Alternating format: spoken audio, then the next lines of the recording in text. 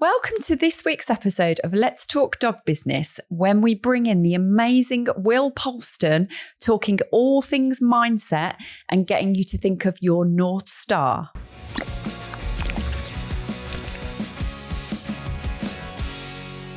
Hi, Will. Thanks ever so much for joining us on our podcast today. My pleasure. Thank you for having me. It's really nice because he's actually here in person as well. Mm-hmm. So when we do our interviews, we're normally stuck on a Zoom, so it's actually very nice to see you here in person and have somebody to bounce off of. So for everybody listening then, tell them a little bit about yourself and what it is that you do. My name's Will Polston. I'm a business strategist and performance coach, and I help people live a life they love by creating and living their North Star. I love that. So the North Star then, tell us more about that then. I had my own experience, and I work with a lot of people now to realise the same thing around that making success be this one defined thing that you're striving towards constantly doesn't work. And the concept of the North Star, there's quite a famous story. You've probably heard of it. It involves a baby born in December in a stable a couple of thousand years ago. Oh, I'm not sure of it. And there were three men, supposedly wise, all carrying presents. And they've achieved their goal of finding this baby. But in every version of the story that I've ever heard, they never actually went to the North Star. And that's what got me thinking. I was like, I've done a bunch of different stuff and I've set these goals and I've achieved these goals and even when I achieve them, I can then find myself feeling quite unfulfilled, or I achieve the goal and I set another one straight away.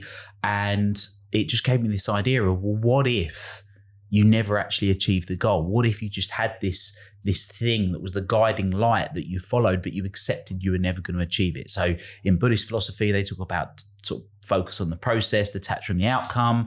And it was an embodiment of that. And I call it when-then syndrome. When I achieve this, then I'll be okay. When I achieve that, then I'll be all right. When I achieve this, then I'll be at peace. And that was the process that I'd been going through myself for so long. And one day it just dawned on me and thought, no, have a North Star. And I believe by having that North Star, it not only enables you to feel a lot more fulfilled, energized, inspired, but also there's a lot of information around how it can actually make you live longer as well, which is quite interesting.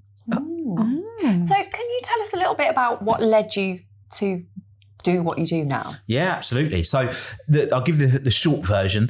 I grew up with a belief that money equaled happiness. I went on a tangent to make as much money as I could as early as I could and kind of done okay with that. How that came about is I've got two very wealthy uncles.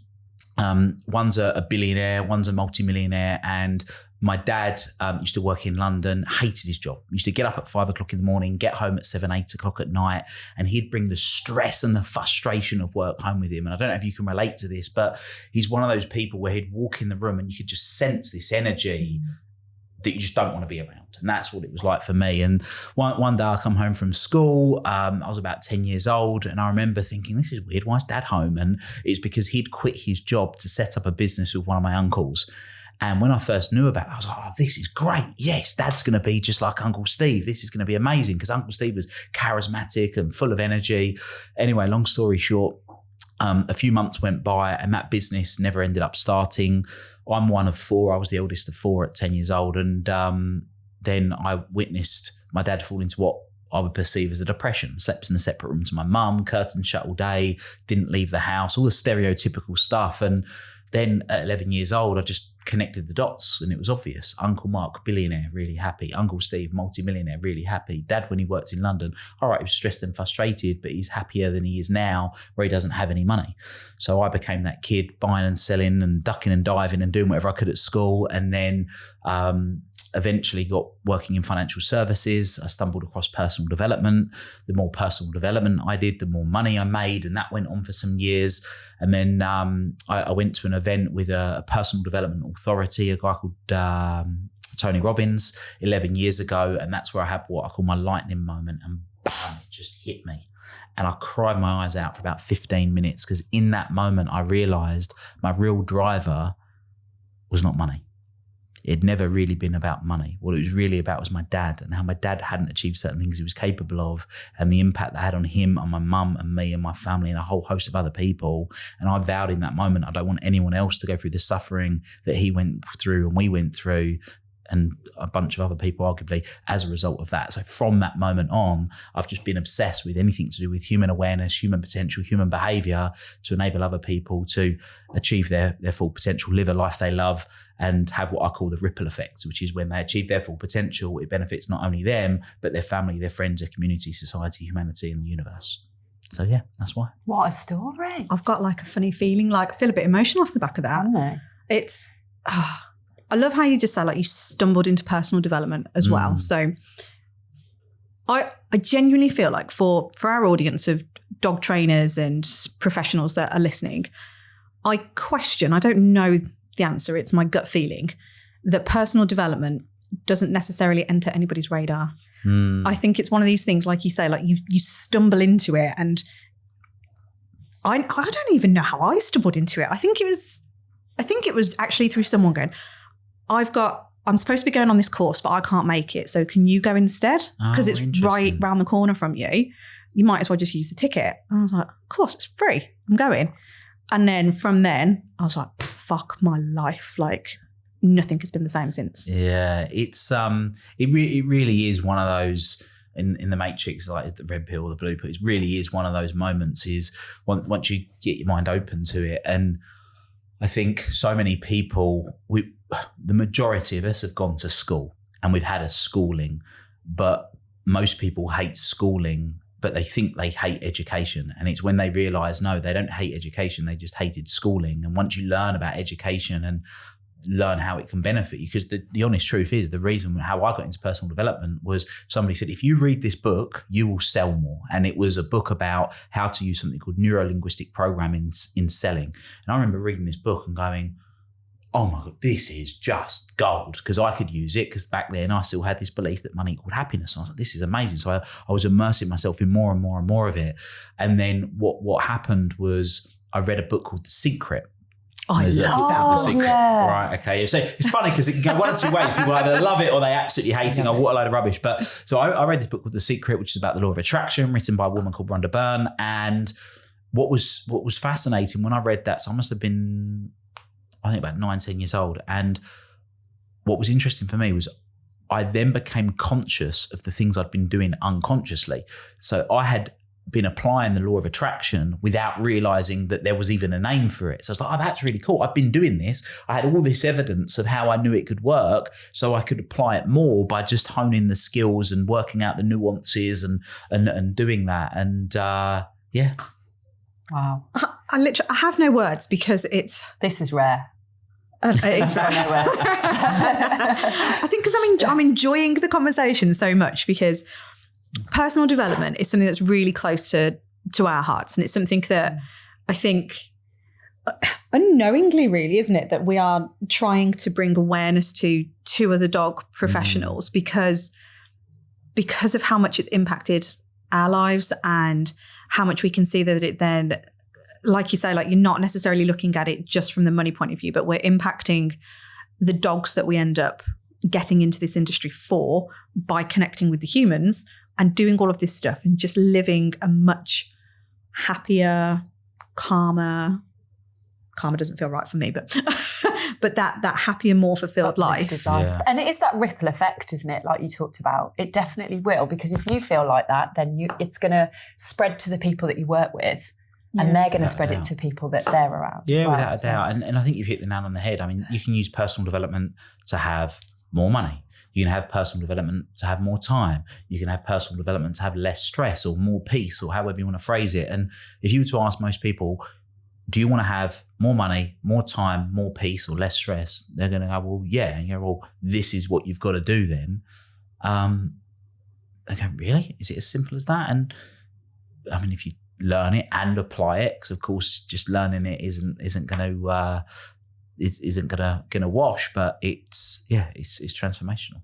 Yeah, it's I always think it's a little bit strange when you start talking about personal development, because I don't think it's an easy to grasp concept. It's not like there's not a book like called I mean, there might be now, but like, go and get this personal development thing, is it? It's like you say, like the secret is it's the law of attraction. And then you've got almost like your marketing strategies, but there's mindset involved in that. And it's all these different facets that you need to almost keep unpeeling. And I feel like you're in a very much, she's my onion at the moment. We're unpeeling lots of layers while she's on this relatively fresh journey into her PD. Well, it's interesting you say that, because in the book, I literally write about something called the onion process, which is exactly that. When you cut an onion, or you take layers of an onion, what happens?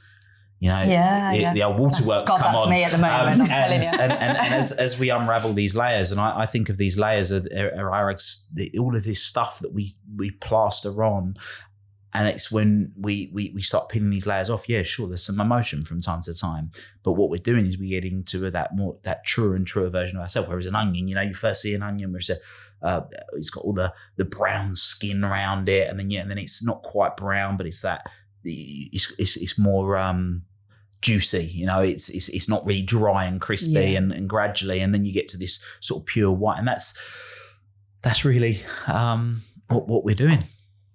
Yeah. So who do you work? Do you work with anybody that needs your help, or do you target certain types of people? Yeah, good question. So over the last 9 years, I mean, today I've worked with about 2,500 people in a variety of different formats, events, workshops, coaching programs, one-on-one, which has ranged from everyone, from celebrities, professional athletes, high-profile business owners, right through to I've had the phone call at the early hours of the morning when someone's about to commit suicide, right? So it's really been that spectrum.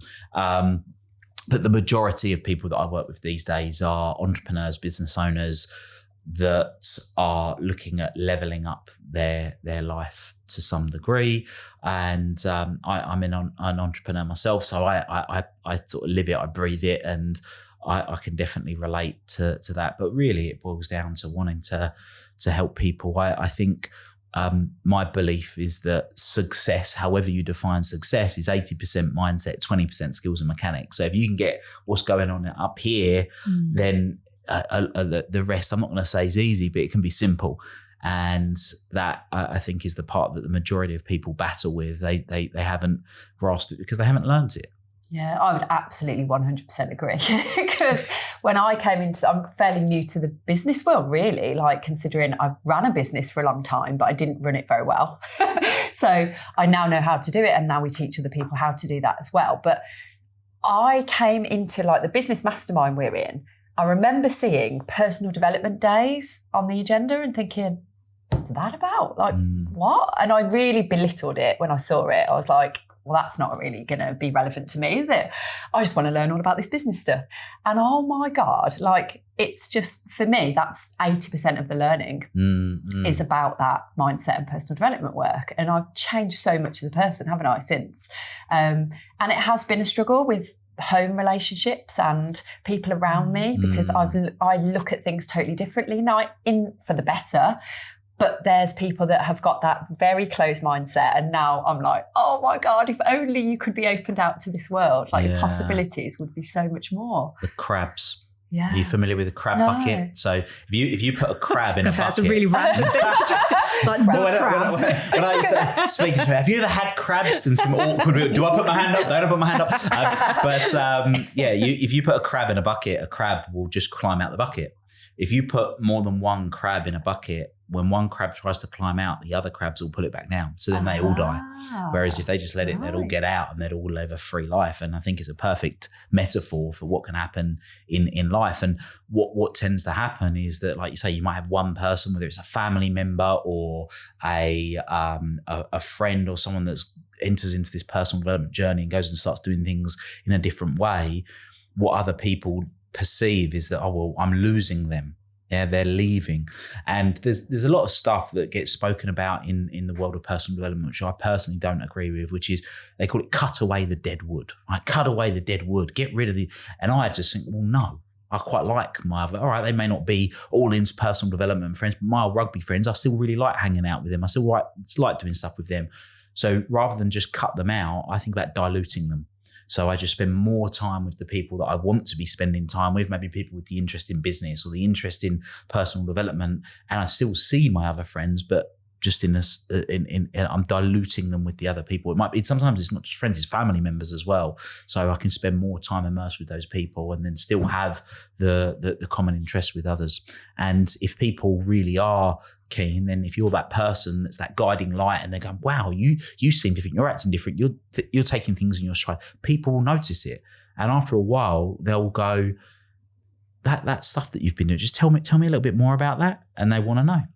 Yeah, so actually my next question was going to be, how do you deal with that kind of situation then? And that is what you find, that people become intrigued and ask you questions about it, and then you can invite them in that way? Yeah? I think so. Is that, I forget there's some stuff that gets bandied around on social media, but it's something along that at first you'll be ridiculed, then, and there's like 5 different of tiers of it, and that's essentially where you end up. First you'll be laughed at, then you'll be ridiculed, then you'll then you'll start succeeding, then they'll want to know more, or something to that effect. I'm paraphrasing it, but it's it does make sense, doesn't it? I always wonder as well with with stuff like this, because I would say like my friendship group has definitely changed over the years, and I think you could put that down to actually just adulting in general.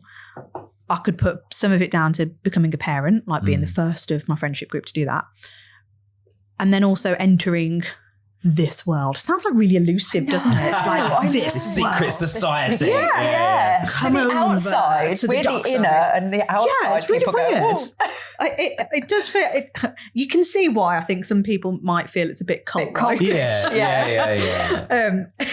But I can see how people, like when you were saying there that some people might think that you're changing, I personally see it as I'm actually just owning all parts of me that have always been there, and I'm just learning more about myself and how to be almost like the best version of myself. Like it's all here, because otherwise it'd be a bit weird, wouldn't it, if you just started, I suppose, acting really differently. But I could also see why people might think that you're changing.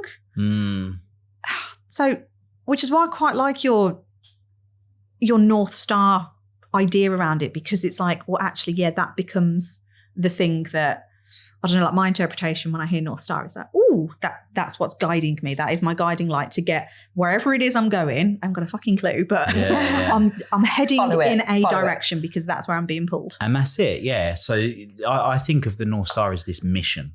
So what's the mission that you're willing to do for the rest of your life? And look, it may change, but for the time being, you're willing to for the rest of your life. You don't have to have an end goal to say that I've made it. So my North Star is to empower people to transform excuses into results and live a life they love. And if you look at the various different things that I'm doing, and even the things that I'm thinking about doing in the future, they align to that, and I can work on that, and I can and progress towards it. But it's always there. And sure, I still have milestones. I still have 10-year, 5-year, 3-year, 1 year, 90-day, whatever milestones that I'm working towards.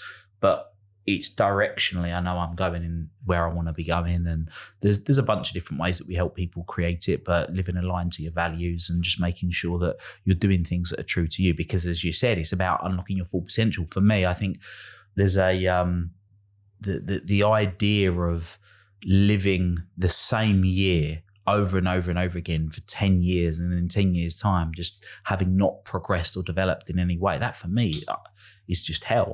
I love the fact of I scroll through Facebook every now and then, and I have a memory pop up, and I look at it with my head in my hands thinking, what on earth was I thinking putting that on social media? Why did I do that? Because that for me is a signal of growth, is that I've grown and I've developed, and I'm kind of glad that's the case. And I'm very, or I try to be very aware that if I'm growing every day, then I'm going to be learning stuff that's new and having different perspectives. Do you know what I was thinking of when you were talking then? I was like, I look at Facebook things that pop up like that and look at my hairstyle. What did I do that for? But again, I mean, I pride myself in like changing my appearance quite often. I get bored quite easily with things. And I was only saying to you, actually, like I've had the same hairstyle for a while now. Yeah, you actually were. But when I look back at those, like, oh my God, I had like bright red hair, or I had really short hair. That was that phase of my life that I've gone through, and it was great. And now I'm on to the next phase and the next phase. So I suppose you could almost look at it in that way as well, couldn't you? What, with hairstyles? Yeah. Well, in like, that was that phase, because that hairstyle represented me in that phase of my life, and how I thought and how I, you know, absolutely, how I did things without a doubt. Yeah, and you can see as well, like I look back at certain things, and even the way that I dressed in certain ways, I was like, all right, okay, that was a period of my life where significance was really important, because I really wanted the significance of being different and whatever else. And yeah, it's fascinating to unpack for sure. You can see this with your business as well, though, can't you? Like where you've started to then where you end up with it, and even if you are like for us, I just think like when I first started doing dog training, because I'm a completely different person to 10 years ago, it's, look actually at that journey, because I don't think enough of us actually stop and reflect to where we've come from and where we are now, because everything's just so fast paced and we're always thinking about the next thing and the next thing and the next thing. It's like, well, actually just hit pause and look at what you've achieved so far. I'm really big on reflecting. So part of the process of having also what I call having a northstar trajectory, which is basically a set of goals that you work through, but you color code every month in terms of green if it's done, amber if it's in progress, red if it's not started, and then having what I call a goal archive where you can go back and you can review everything that's done. But something else that I get clients to do is something called an annual self-assessment. Now, most people hear annual self-assessment and instantly think of tax. Yeah, I don't want to do this. But so there's a really famous, arguably one of the most famous personal development books called Think and Grow Rich, that was written by Napoleon Hill. Good book, guys. And Napoleon Hill had something called an annual self-assessment. And this is where I based it on, which was 28 questions that he used to ask himself every single year. And he would use it as an opportunity to reflect and think about the future. And I've adapted a version of that. So mine's a little bit longer. I think mine's now 40 questions, but it's a blend of some of his original questions and a bunch of my own that I've added in to do exactly that, to stop, to take stock. I typically do it between Christmas and New Year, and it takes me 2 or 3 hours, and I go back through and I think, and it's just an amazing exercise to stop and realize how far you've gone, and also to stop and course correct and go, no, is this really what I want? Am I going? Because so often we get so caught up with what we're doing, family life, work life, everything else, that we haven't had that moment of pause to go, right, am I really going in the direction that I want to be going, or have I just got caught up in the current? Yeah, and I think this is what happens with a lot of dog trainers, actually, is that they'll start their business without any business strategy anyway, not knowing where they're going, and it just gets swept along. And definitely that's what happened to me when I started my business. I had no idea where it was going, no North Star, what the hell's that? Nothing at all. And then you just kind of go along and everybody's doing the same kind of thing, and then you end up burnt out, overwhelmed, all that stuff that we get feedback on regularly. And it's like, how do I then get myself out of this pit of like darkness of everything? You know, that's how it feels for a lot of people. Yeah, it does. I mean, I have a belief around burnout, and a lot of people think they burn out because they're working too hard, and I disagree. I think that the reason that people burn out is because they're not spending enough time doing the stuff that they love doing. Yeah. And when you break it down like that and they go, well, what do you mean? You go, well, if you were spending more time with your family and that's something you're doing, it's not that you want to spend less time doing it. It's just you're not doing enough of it. And when we're living in our highest values, so value is something that's a priority to you. Every single one of us have got a completely unique set of values, as unique as the fingerprint on the end of our finger. And it's that hierarchy of those values which determine what's most important to you. So if you're someone that really values your family, for example, then you would typically identify as a mother, as your primary identity, because we've all got multiple identities. If your primary value is business, and you identify as a business owner over a mother, for example. It's not saying that you don't identify as a mother, but just it's your primary. And when people are living in their highest values, they're using language like I love to, I want to, I desire to. And as a result of that, they're inspired. One of the ways that I know whether people are living in their values or somebody else's values is because the language they're using. So if they're using language like I need to, I ought to, I should, I have to, it's an indication they're living someone else's values. Now, the challenge with that is you constantly need external motivation. Whereas when you're living in your own values, you're not requiring motivation because you've got inspiration. It's coming from within. If you break down the word inspiration, in spirit, what's another word for spirit? Energy. You're in your energy. It's like this torus field of energy. So you know days, I'm sure, where you're doing stuff that you love doing the stuff all day, you get to the end of the day and you've got more energy at the end of the day than you had at the start of the day, or at least the same energy. And it's that correction that we're just adjusting every now and then to make sure that we're doing more and more of what we love doing, and life can become a lot more fulfilling that way.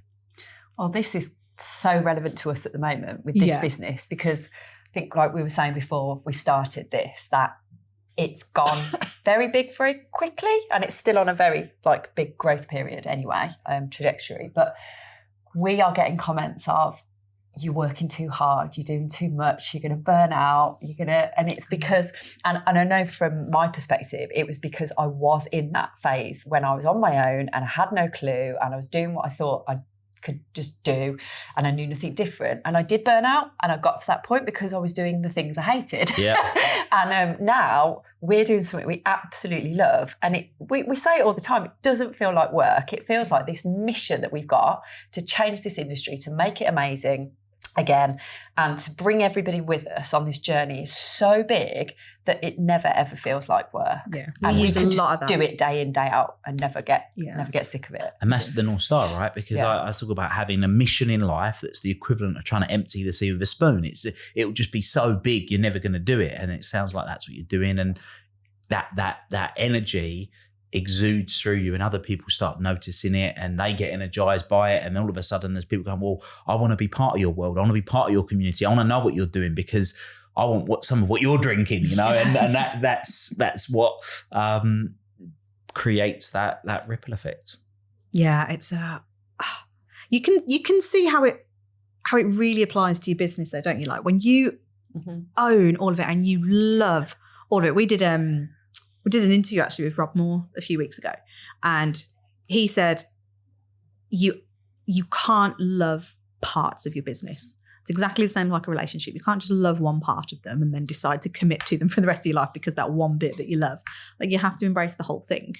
So it's, I don't know, I suppose it's trying to learn and grasp the skill set using personal development, I suppose, on how you envelop all of that. So if you are feeling stuck in your business and you're giving yourself this label of you're burnt out, or rather other people are giving you this label of burnout, how do you, I suppose it's like, what are the tactical steps then you could take to start to love all of it again? Well, the first one is acknowledging emotion, because any emotion that we feel is a label that we give to something, but any emotion, whether it's negative or positive, is simply a signal. That's it.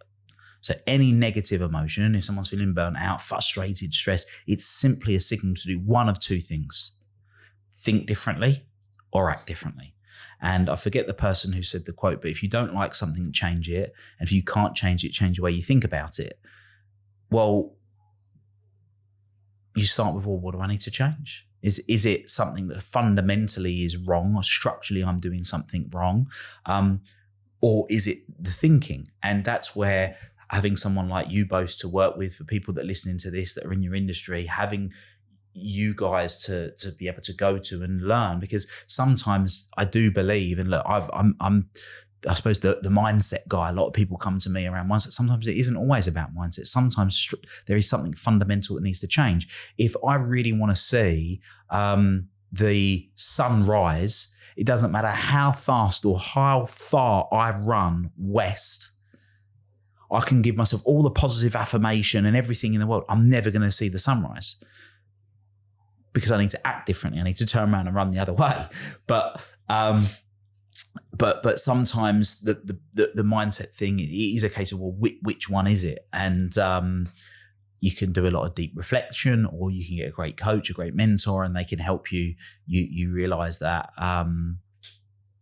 and make those tweaks. Yeah, we're really big on mentors, aren't we? I think it's been a fundamental thing, I think, that has made the biggest impact for me personally, and now you, and now our business, and now everybody else that we're working with, because you're learning from people that have done it or are going through it, and they're on that journey with you. And for me, if you go back and we think about diluting those people that are affecting your lives potentially negatively, but only because they're not aware of any of this stuff yet. So surrounding yourself with people that are going to uplift you and have your back and truly understand that actually you are just trying to do something epic, whether that's for yourself or your business or whatever it is, like just having that mentor there to support you. And I think, and it sounds like I'm bigging ourselves up here, but I genuinely believe if you've got mentors that are really good, like yourself, in doing the strategic side as well as the mindset, so you can do that, like, hold on, which action step do I need to take? Is it mindset, or is it something that I need to act on and do something differently? Like combining those two skills together, like just magic can happen. And I genuinely think that's what's made us so successful, because we're working with mentors that have got both of those skill sets as well. Yeah. I mean, it goes, I think of what I call the ultimate peer group. And the ultimate peer group for me consists of 3 people. So you have mentors, right? So people that are a few steps ahead of you on the journey. And those mentors can come in different fashions. They can be what I call direct mentors, someone that will literally sit down with you virtually or in person directly and tell you information that you need to know about what's going on. You can have indirect mentors. So listening to someone's book or listening to someone's podcast or watching them on YouTube is a form of indirect mentor. But then you can also have mentors in different areas of life. You might have your business mentor. You might have someone that's got an amazing relationship and they act as a mentor for your relationship and you're learning from them there. You might have someone that's got a really amazing social life and they act as a mentor in terms of what they're doing in their social life. So you can have multiple mentors in different areas of life. Then you have your peers. So your peers are the people that are about the same level as you. And what's great about your peers is you can have that little bit of competition, but also you get to share things that are working currently. So I'm in a mastermind group of other coaches in the UK, and it's been amazing because we all met up in the truest sense of mastermind, which goes back to Napoleon Hill's book, Think and Grow Rich, where the concept was essentially born out of.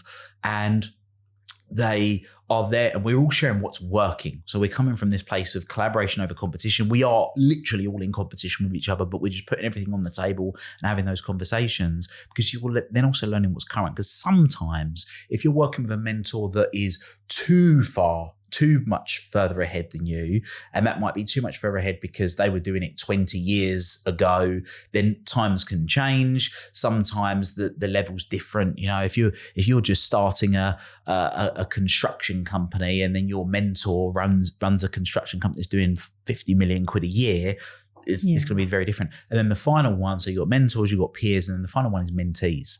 So your who are the people that you can give back to, and sometimes that's in a commercial sense, so they're literally paying you to do it. Sometimes it's just having that coffee with a friend that wants to help. Sometimes it's creating the assets for the people where you become the indirect mentor, if you see what I mean, like podcast episodes and things, and having that as a principle, having that balance of those different people.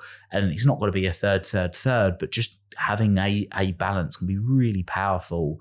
I find, in being able to learn, but also have the fulfillment of being able to give at the same time. So important to do that giving bit. Yeah, it is. I think it's something that, again, it's overlooked a little bit, maybe a lot. Because people get scared of giving value, don't they, unless it's behind a paywall. And we need to give, we need to be open, we need to share, we need to have those mentees, we need to be helping, we need to do that, collaborate over competition. Like we're really big on that. Mm-hmm. Yeah, and part of that comes down to mindset as well. You know, so some of that comes down to mindset, some of that comes down to the practicalities of it. But if you were to give all of the information, everything information-wise, if you're in the information business, you give all of your best stuff away for free. But then what I find is that if people want to be mentor or coach, generally it's not the information they want, it's the speed of what they want, the result that they're trying to close. So you can have all the information, you can do it all yourself, fine, that's great, but how can I get it quicker? You know, well, you can get someone to do it for you is in some instances, or the next best thing is have someone do it with you and navigate all of those different elements. Because as you rightly said, one of the great things about having a mentor is, yes, they've already done it. And we all know that the best way to learn is from having made the mistake. But the mistake doesn't have to be your own mistake. You can learn from other people's mistakes. So if you've got that element where you're in a position where you're learning this information, you're gaining this information, then you put yourself at a massive advantage, because then people have got all the information. They go, yeah, but I now want to work with you even closer to get the result faster. And that's what I tend to find is the case. And also, if a lot of people have the information, do nothing with it. So you've not got to be worried about giving away your best stuff, because they're not going to do it. And also the other thing to that is, I was having this conversation with somebody the other day, in that people are, I'm worried they're going to copy me. Well, yeah, they might copy you, but what you've got to remember is the stuff that you're working on now, they don't even know about yet.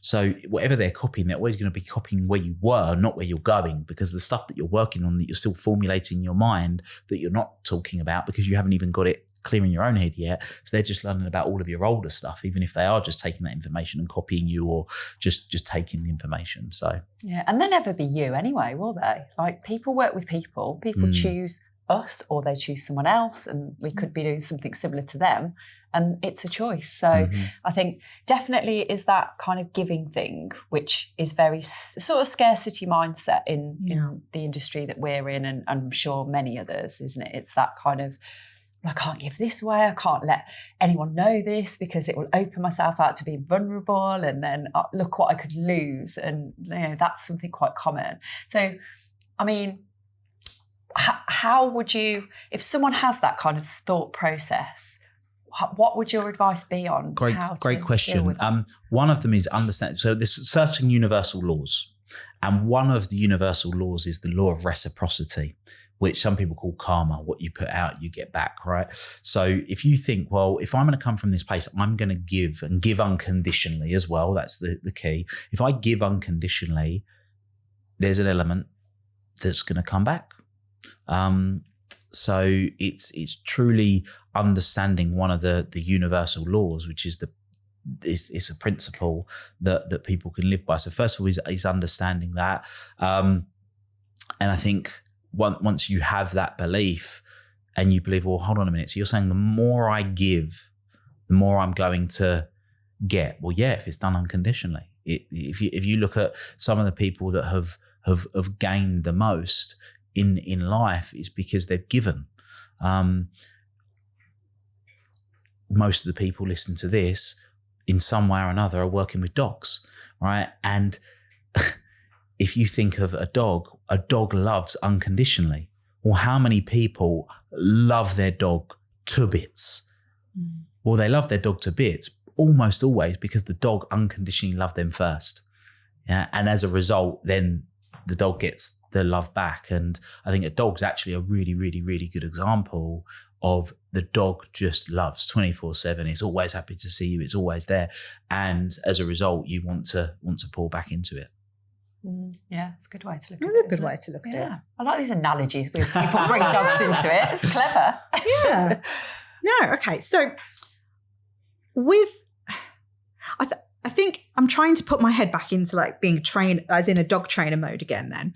And maybe I'm hearing all of this amazing thing about like personal development, and I'm a little bit curious, and I'm going, I'm a bit interested, but also there's a lot of fear. It's skeptical. Fear, skepticism, all of that is blocking me. And I can relate to it because I remember the first time I made my very first investment into this cult world again.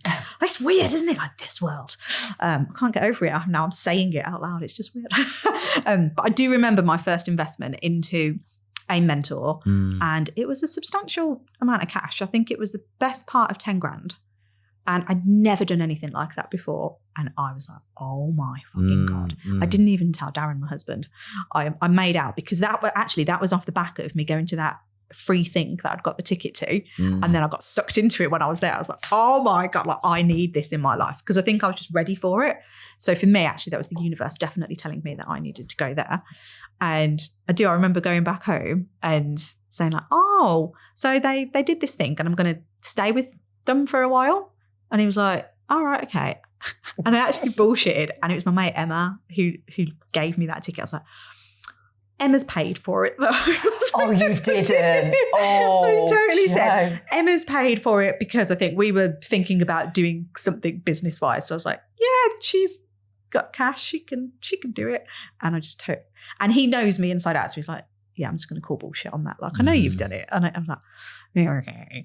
But there's a lot of people out there, I think, that maybe they're finding coaches that they want to work with, or they're even just expanding their mind into looking at this. Because I think for the dog industry anyway, there is this, I want to say obsession, but it's from a place of love and passion about learning about dogs.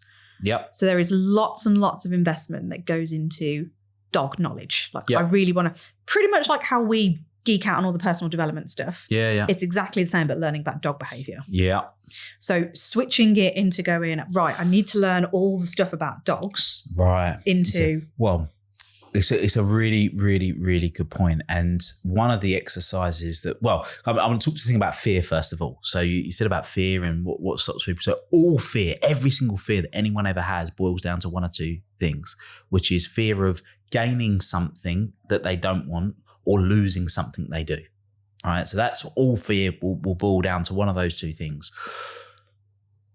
Then obviously it's a case of, if you really want to look at it at a real philosophical level, is understanding that nothing is created nor destroyed. It just changes form. So where does it change? What do you learn as a result? Like if you have the belief that there's a few beliefs that I think are really, really fundamental to life. One is you either win or you learn in everything in life. You win or you learn. So if you're learning, you're winning, and if you win, you win. So either way, you're in a positive position. One is that life happens for me, not to me. So you can find yourself, whatever happens along the way is actually, no, this is good, and it's not in the way, it's on the way. So there's a few fundamental beliefs that we can introduce and be able to deal with that. When it comes to people wanting to go, right, but my real inspiration, the thing that I love learning about is dogs. But then if we then chunk up a little bit, to use NLP terms, if we then just go, but what is it? So why do you actually do what you do? And you unpack that and they go, because I really want to. Well, let me ask you, what's the reason? So the people that are obsessed with learning about dogs and that side of things, why do they do what they do in terms of their profession? It's a great question. I'm probably not the best person to answer this, because I got into it because I love learning about behavior and I loved thinking about human behavior. Right, okay. And then I got a husky. Okay. And everyone around me was going, you idiot. Like, why are you getting that for your first dog? They are like incredibly difficult. Right. And my personality is like, tell me I can't do something and I will. Yeah. So I just went all in on learning and then realised I love it because there's lots of psychology and behaviour stuff and I could apply it to humans. And then I loved it from that perspective. And then I realise now, upon reflection, that I love coaching people. Uh-huh. So I loved coaching people about their dog's behaviour, which then made them, in my eyes, a better human being. Right. Okay. So it's really about making human beings better. Yes. In your instance. For so me, let's use your instance, and then we can jump around. So if we go, well, actually, I want to make human beings better. So your mission is actually making human beings better, and obviously you're using dogs as a vehicle for that, if you like. Yep. Well, if you had the choice of making more or less human beings better, what would you choose? More. So then if people understand, well, by acknowledging the business principles and the marketing principles and the finance principles, maybe the stuff they don't particularly love, by honing those, would they have the ability, or would you have the ability, if you learn about this stuff, to help more human beings be better? Yep, absolutely. Right. And when people then make that connection, then they either have this moment and they go, oh yeah, I could help more people, or they're just going to accept they're a hypocrite and they don't really care about the thing that they say they care about. And that's okay too, but it's just acknowledging for what it is. And there's that part. And I it's something I say over and over and over again in my sessions with clients, to the point where one of my clients actually bought me a t-shirt that says it, which is, it needs to be done, but I don't need to do it. So just because there's marketing, for example, or some other types of business principles, it doesn't mean that they need to do absolutely every single component, but it still needs to be done to be able to get the result that they want to have. It's like this here. Now, you could have gone and learned all about podcasting and microphones and AV equipment, and you could have done all of that stuff. But actually you've gone, well, no, it needs to be done, but I'm just going to hand that over to a wonderful team that are going to be able to do it for you. And then you still get the outcome that you want. Yeah. And actually, I was thinking of the example for me, which is a very different example to Jo's, is that I got into dog training through preventative work because I worked in rescue and I saw lots of problems coming through. Why did you get into rescue though? Why did you start that one? That's a good question. I know. Because that's where your journey started. Yeah, not your dog training business. I think I just wanted to work with Just dogs. wanted a job. Well, yeah, Give me a job. Give me a job. There's a dog. I knew I wanted to work with dogs. I wanted to do something with dogs. And we hear a lot, I want to work with dogs. Like, that's what we hear is the reason why people get into the industry. However, that's what I'm thinking that I did. But preventative work so that people can get a puppy, do all the work early on. Then if they end up surrendering that puppy for whatever reason, like might be beyond their control, that dog then is more rehomable in the future, or it prevents these problems that people live with day in, day out, like reactivity or aggression or whatever. So I'm going, well, mine was dogs. No, it's not. It's the people that have to live with the dog, and I'm trying to make their lives easier. Yep. So it is exactly the same. Comes back to people. I have done, I don't know how many, hundreds and hundreds of times. There's an exercise that I used to do, and it was 7 questions. And the last question that I always used to ask is, what do you want to do to make the world a better place? And almost every instance was about making a difference to other people to some degree or another. A lot of it's born from an experience that people have had, and they want to make that difference. And even if it was like environmentally, somebody was, oh, I want to save the oceans. And I want to, well, why do you want to do that? Oh, because I want my future grandchildren to be able to experience them where they should be. Okay, great. So it links back to people again. Yeah. So we have this innate drive to want to make a difference to other people at some level or another. When we really tap into it, when we peel enough layers of the onion back and find out what's going on. And I think it's not a case of if people can do it, it's a case of when they do it. And when they do it, I think of it like tapping oil. When you see those videos or whatever, they've tapped the oil and you see this massive oil explosion of it all just shooting out. I think of that, but in a positive way of it's like this, you've tapped into this renewable energy source of energy that just keeps coming out and coming out and coming out, that you can channel and direct in a way that fills you up on a daily basis, but also makes a big difference to other people and can make a difference to a whole bunch of other people along the way. When we empower ourselves in all 7 areas of life, and money is one of them, family and attitude and relationships and health, for example, just some of them. But when we do that in all of those areas, life's better. And it's not about comparing it to John or Sarah or Peter or Dave. It's not about comparing it to somebody else. It's about, am I better? It comes back to the thing we were joking about, saying about looking back on Facebook and saying, can I hand on my heart say that this week, this month, this year, I am better than I was? Because that's all we're really ever doing is comparing ourselves to who we were. About 7 years ago, I did a charity boxing match. So sadly, my cousin died of cancer, and I did a charity boxing match to raise money for the hospice that cared for her. And I remember having a boxing trainer at the time, and I was going out and running at 5 a.m. and it was freezing cold. I remember it like it was just yesterday, like -2, -3, 5 a.m. going out running. And I said, all really proud to my boxing trainer, I'm envisaging my opponent running 3 meters in front of me, and I'm running to catch him up, and said this in this really proud way. And he just said, well, you're an idiot. Excuse me? What do you mean? He said, well, you're an idiot. in real life, if he was out running the roads right now, he might be 30 meters ahead of you and you don't know. So you're thinking, right, well, I'm running and now I see he's now behind me and I'm running in front. He said, the only person that you want to be running against is you, and making sure that you are ahead of the best version of you. And it was one of those moments where it was just a kind of a throwaway comment that he made, but it stuck with me because that's all we're ever really competing against is ourselves. And yeah, we're going to have tough days. We're going to have tough times, and not everything's going to be sunshine and rainbows. It's not a journey that goes up like that. We know that's for sure. But if you can hand on your heart, say, do you know what? I've improved in one way or another, and that starts from learning, picking up that one little nugget and going, right, I'm going to apply that. I'm going to put that principle in place. I'm going to reflect on how far I've come, how much closer I have been able to get towards where I want to be, what I want to be being, doing and having. It makes a massive difference. And I think this circles back really nicely to that mission, and knowing what that is so important because, again, unless you know, and I think it always does come back to people because unfortunately a dog is always attached to a human being. So even if you think it is the dog thing we were talking about earlier, it's never going to be. And so drilling people like we do on this, what's your vision, what's your mission, what are your values, does it all align together?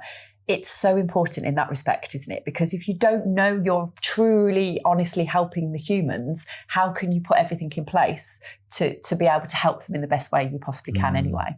So you've got no guidance yourself if you don't know who it is you're trying to help in the first place, if you think it's dogs. And just to be clear on this as well, is that it doesn't mean you have to change everything you're saying to say, oh, I help human beings. Like it isn't about that. It's just being aware of it. And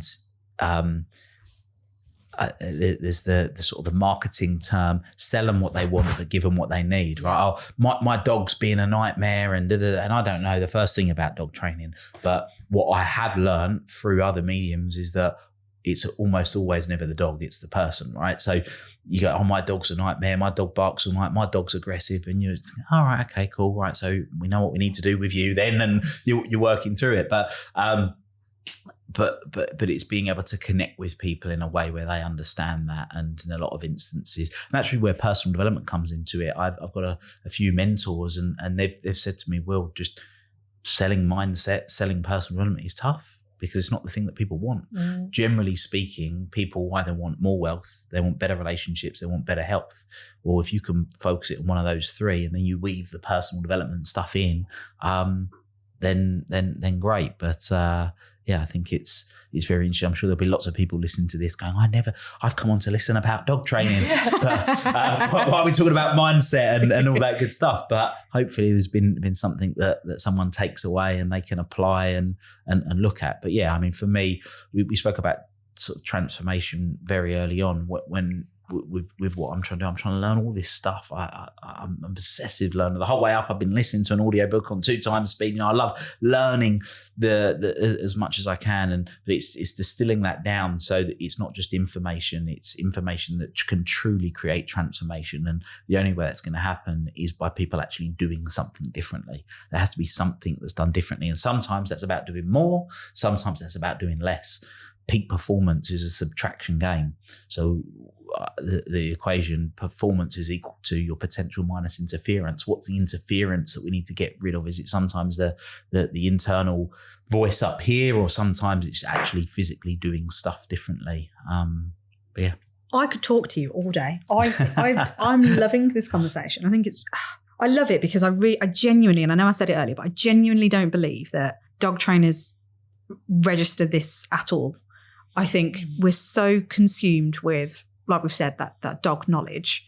And it's, I don't even want to say like it's trying to get people to understand, because it's not about getting anyone to understand. It's about modeling it, I suppose, like we talked about earlier, and going, actually, do you know what, we're doing all this stuff. We're not saying you have to do it, but we are showing up every week on this podcast. We're showing up in our Facebook group, and we are delivering everything that is aligned with our values, that is very much people focused in this business and in our training business. And that's where this is where we're seeing the magic happen, because it's our North Star. Yeah. Which actually is a nice way to close this. And I want to actually just point to your book before we close it, because it's sitting in front of me and it's a very nice looking book. It is a very nice I want to show it to the camera now. Which camera? There, one here. So, Northstar Thinking. Tell everybody a little bit about this amazing book. Thank you. So yeah, Northstar Thinking, Mastering Mindset and Live a Life You Love. I've essentially taken what I believe to be a lot of the real fundamental principles to be able to create that transformation. So there's 4 main things that we cover in the book. So there's creating a North Star and goal setting and that whole piece in general. Then there's time mastery, which we've not even touched on today, but being able to really master your time. Then there's around what I call evolving your thinking. So introducing new ways of thinking and having some real practical ways of thinking that enable you to live a more energized, fulfilled, inspired life. And then habit creation. So being able to take all of this stuff and actually put the habits in place. And one of the things that was really important for me was there's a lot of books out there that you read the book and it's like just surface level. It really is just surface level. And for you to actually really get any real substance, you've got to go and do the 2-day course or the 4-day course or the 5-day course to actually get anything that's even remotely worth applying. And I didn't want that to be the case. So every single chapter has a whole bunch of questions that you work through. And if you literally read the book and answer every single question, it will create transformation in your life. And not only that, if you read the book, you get to the end of it, there's a link where there's actually an 80-page workbook, PDF workbook that you can just download and work through. So yeah, it really is there as a tool for people to work through and apply this stuff. And there's a whole bunch of examples of where people have applied it and been able to use it to make change. Well, I cannot wait to read this. Yeah, and me. We've got a copy each. Really excited. I know. Thank you for giving us our copies. I know, and signed copies Signed as well. copies as well. I like it. So aside from your book, so North Star Thinking, Will Polston, what other ways can people find out more about you? So willpolston.com is probably the easiest way. So willpolston.com, from there, I mean, you can get access to the podcast, connect on whatever social media channel people want to connect on. I'm on the majority of them. And then one very final question. So you know a little bit more about us now and our mission. Who else do you know that would be an amazing guest for us to take our mission even further? Oh, that's a really good question. Who do I think would be a really good guest? Just because I really enjoyed our conversation. Dr. Lisa Turner, I think, was a very interesting guest, because when it comes back to understanding human beings, and this is what we're talking about, she really does understand human beings that are fascinating. She's got the most incredible, crazy story. She's I forget what type of scientist, a scientist, and also is very in the spiritual world. But she's got the most incredible story as well. Oh, this sounds to put us in touch then. Yeah, I will do. Thank you ever so much for joining us on our podcast today. My pleasure. And I can't wait to get you back for another one. Thank you.